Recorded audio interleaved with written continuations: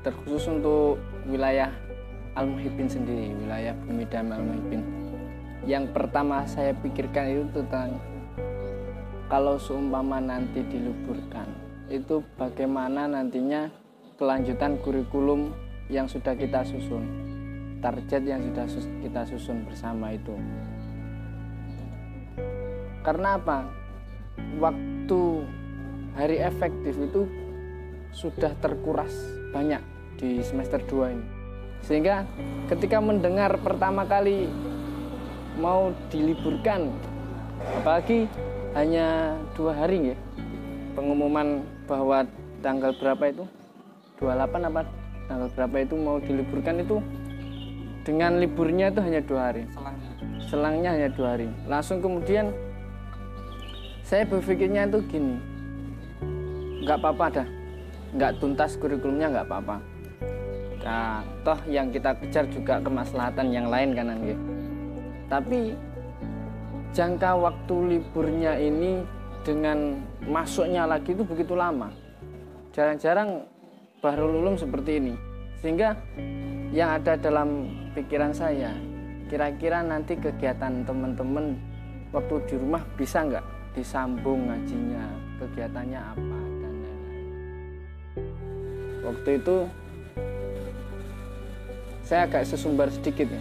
Penetapan ngaji online, saya kira yang pertama kali itu sini di antara yang lain.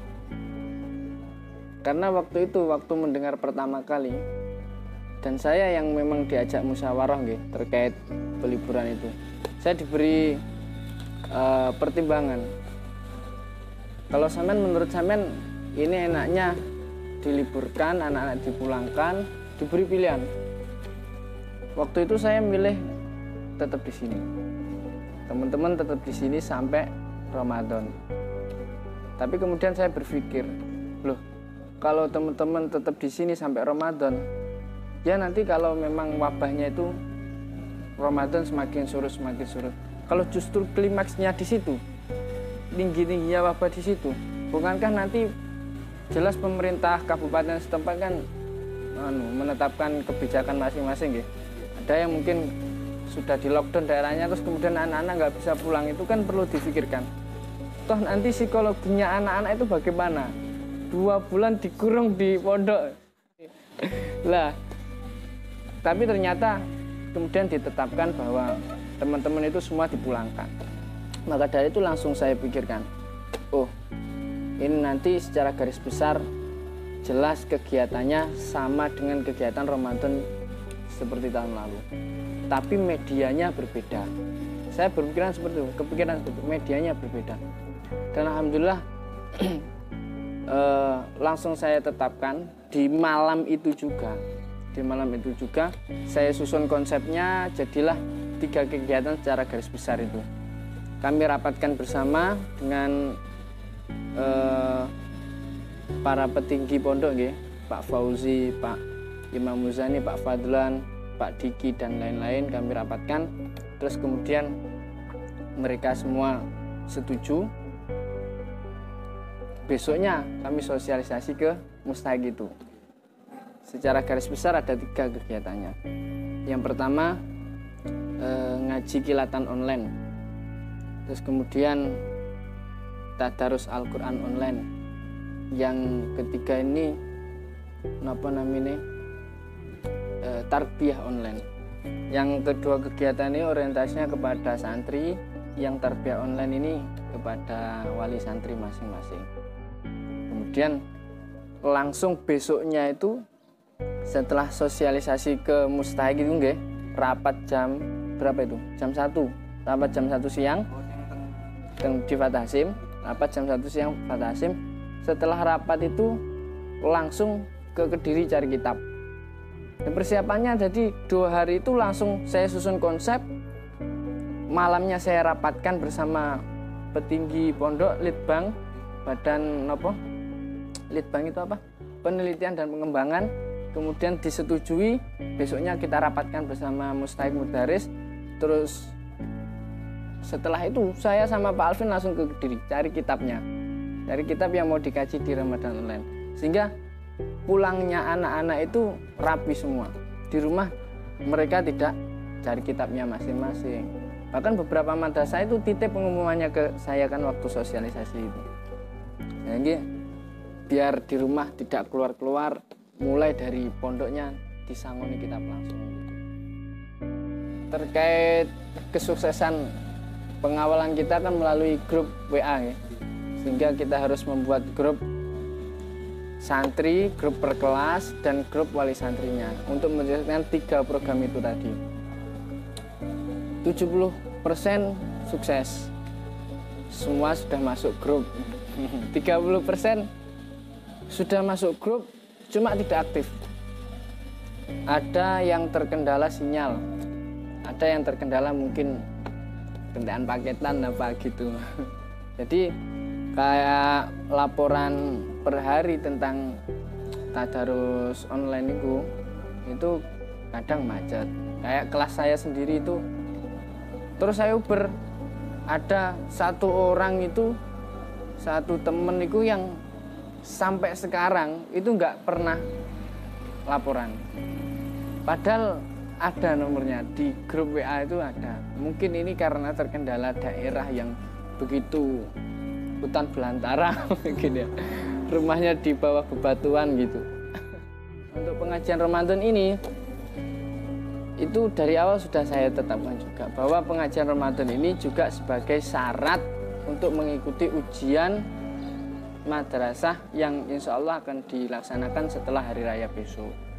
Gitu. Tetap ditaftis. Tetap ditaftis sebagai syarat. Sebetulnya waktu awal saya dulu itu mendengar mau diliburkan, saya itu angan-angannya gini. Di 3 tahun terakhir ini kan alhamdulillah beberapa kiai ya, seperti Gus Ulil, Gus Mus itu sudah mengadakan kajian online, pengajian kitab kuning online. Waktu itu saya berpikiran gini, wes arek tak culno. Yang mau ngaji ke Gus Ulil monggo, yang mau ngaji ke Gus Mus monggo, yang mau ngaji ke siapa monggo. Karena di 3 tahun ini Facebook, YouTube itu sudah diramaikan dengan pengajian online para kiai-kiai pesantren. Awalnya mau saya loskan, kemudian saya berpikir ini, nah, kira-kira tak losno berapa persen arek-arek yang mau mengikuti itu, yang mau berusaha untuk ikut pengajian-pengajian itu. Kalau enggak saya tetapkan, saya wajibkan ini, kira-kira sedikit sekali yang mengikuti, sehingga saya tetapkan, saya wajibkan. Untuk santri-santri itu saya wajibkan seperti yang sudah saya susun jadwalnya itu nggih. Untuk yang pengurus mustahik terutamanya karena bahwa saya kan mustahik. Untuk para mustahik mudaris itu saya wajibkan ikut pengajian minimal 1 pengajian, terserah milih di kiai siapa saja. Saya cek, setelah itu saya cek, nggak hanya saya tetapkan kewajibannya saja. Awalnya dulu kalau yang mustahik mudaris ikut ke Pak Fadlan, pengajiannya Pak Fadlan boleh. Tapi terus kemudian saya bilang, oh nggak usah ke Pak Fadlan, nggak apa-apa, yang penting sampean ngaji, terserah pilih, sampean cari kiai semuanya. Itu saya cek, oh ternyata ada yang di Nasir, banyak yang di Nasir, ada yang Ye Kholik, tambah beras sendiri lokalan, ada yang di Yahya, ada yang ikut di Gusmus, banyak di Gus Yahya Khalil Stakuf, banyak kayak Pak Irfanu Maulana itu ikut di Gus Yahya Khalil Stakuf, Pak Hisan Mu'afa, Pak Ali Sobirin, Pak Sobirin, Gufron Sobirin. Saya sendiri juga ikut di Gusmus. Saya 6 mengikuti 6 kitab di Gus Yahya, terus kemudian Gusmus 1, Gus Khalil Yahya Stakuf, Gusmus 2, 3. Habis ini saya mau beli kitab, mau cetak yang Alaqatul Muslimin itu 6 pokoknya saya cek itu benar-benar saya cek itu untuk mustahik. Jadi jangan dianggap kok teman-teman saja yang diwajibkan Pak, sengketaan paketan aku dewelan pengurus mustahik mudaris nggak kentekan paketan, enggak, semuanya mengikuti. Makanya di awal dulu kalau sambatannya itu paketan, itu saya carikan kira-kira yang perdana yang paketannya untuk YouTube itu murah itu apa. Sampai saya share kan ke grup-grup itu. Ada XL, Exis terus sama M3 itu, YouTube-nya gratis. Bahkan ada yang curhat sampai, Pak matur suwun Pak, WA saya, Pak matur suwun, gara-gara kegiatan jenengan kira kula enten wifi-ne sakniki. Foto wifi, ditelepon wifi. Setiap kejadian pasti ada hikmahnya ya. Ada kesannya juga. Ada kemarin teman-teman yang WA itu, Pak gak seru Pak, gak bisa ngaji kayak biasanya dulu. Setiap keadaan itu pasti ada kesannya. Ramadan itu seluruh Ramadan mulai dari kecil saya sampai sekarang pasti punya kesan masing-masing yang berbeda-beda tentunya. Zaman kita pulangkan terus kemudian ngaji secara online ini justru besok menjadi kesan yang berharga. Soalnya wis awakmu rabi duwe anak tua duwe anak. Sampeyan bisa cerita le biar niku bapak tahu ngaji, tapi gurune bapak neng Jombang kono, padahal bapak neng ngomah kene. Lho kok sakit Pak? Yo online. Kan bisa akhirnya berkesan gitu loh. Biyen niku ono wabah yang menyerang sampai seluruh santri dipulangkan, baru lulum 13.000 santri dipulangkan. Ya akhirnya tetap berkesan. Nah, dari ini juga berarti kita itu bisa angen-angen bahwa pertemuan itu begitu penting. Maka ketika besok di pondok, manfaatkan pertemuan sampean dengan guru sampean itu sebaik-baiknya. Lagian kan nyawang wajah guru itu kan sudah barokah nih. Pasti berbeda belajar dengan nyawang wajah guru langsung, itu berbeda dengan yang enggak.